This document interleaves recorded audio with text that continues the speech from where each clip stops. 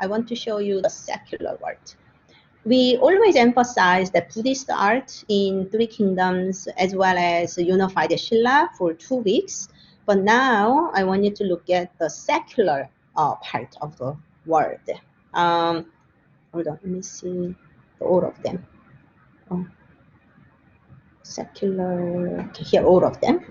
So here there are about 32 slides, and they show that secular part of the unified Silla.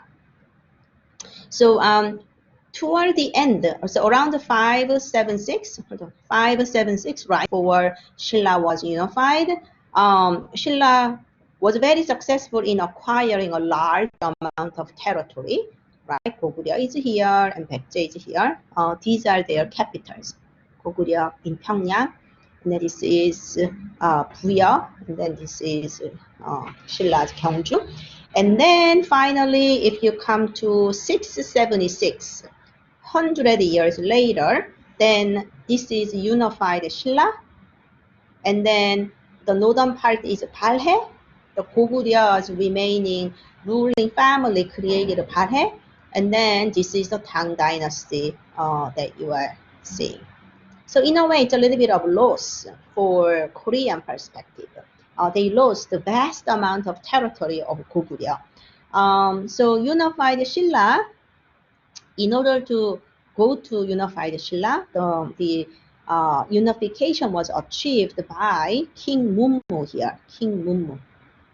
So King Munmu basically spent all of his life in the battle because he had to create unification. And then when he died, he said, I'm going to be the dragon in the Eastern Ocean and protect Silla forever. So that was his wish. And he was buried in the ocean right outside Gyeongju somewhere. But if King Munmu achieved the unification, 3 previous rulers were very important in paving the way for the unification. And right before, there were 2 queens, Queen Seondeok and then Queen Jindeok. And then there was a King Muyeol, because both of them were sisters and they died without any heir, so that their cousin, King Muyeol, succeeded the throne, and King Muyeol was a great warrior. He worked very closely with the Tang dynasty, and then King Munmu finally achieved the unification. So we already talked about this, right? The Golpum system is a bone rank, and royal and aristocratic families, they, occupy the most important positions, and minor nobilities. So you can see that there are division of social class. In order to obliterate this line of division, before unification, there was a youth organization, sort of a Boy Scout or YMCA kind of thing, like a youth organization called Hwarang. So Hwarang are composed of young men, young boys, like teenage boys, and they come from all social classes. So it doesn't matter whether you are sacred bone or true bone, or whether you are minor nobilities. Once you are in Hwarang, you fight for your colleagues.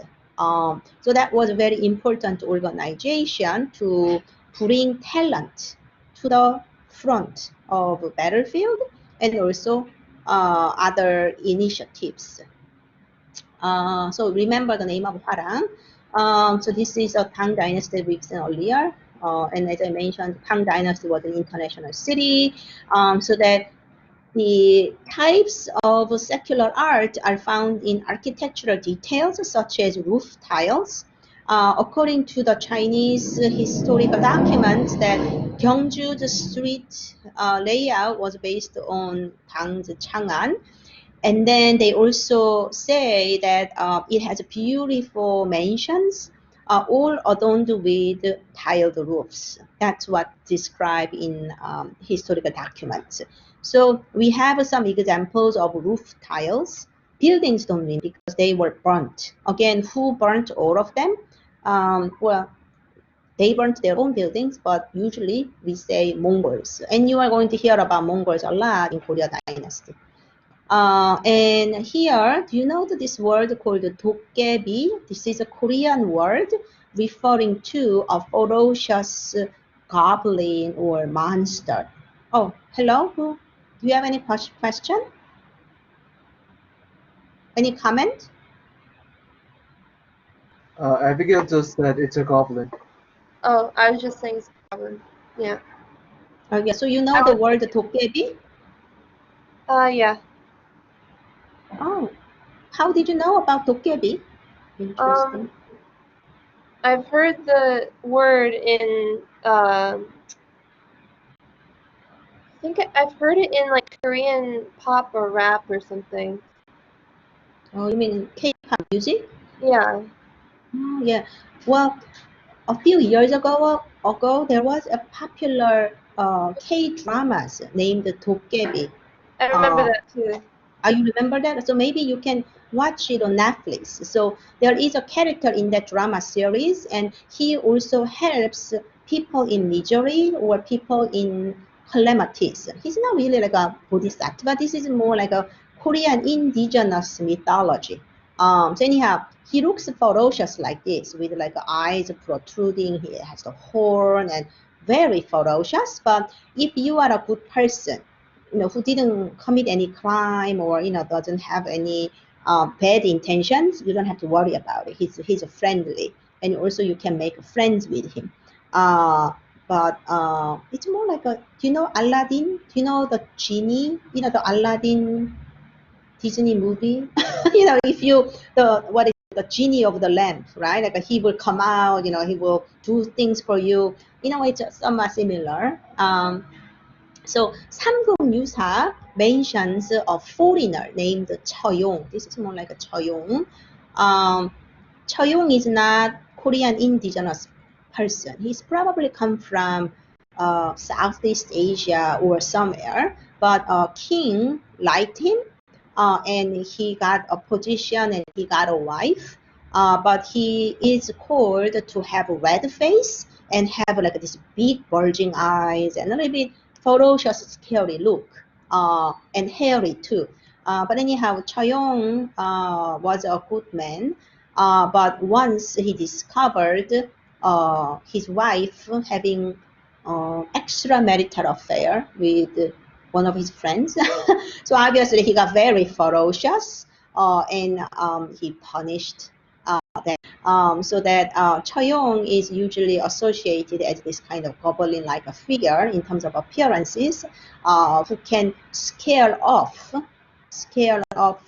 bad spirits. So the person who had an extramarital affair with his wife was actually a god of smallpox. It was a contagious disease. It had a lot of child mortality. So that after that, there is a legend of Choyong's dance or Choyong's mask in order to scare off bad spirits. So it's related to this kind of faces. And in how do you get wood the Korean wooden structure, like wooden buildings, you have round roof tile and then sort of a squarish roof tiles. Here, as you can see, the squarish roof tiles, and there are different functions of it. I'm going to here. So the goblin is usually placed on the edges of the four corners, and then they can protect the wooden building from thunderlight. Like lightning is quite not important. Like wooden buildings are vulnerable to lightning, right? It can cause the fire, so that you want to put that goblin face on four corners. It's somewhat similar to European cathedrals.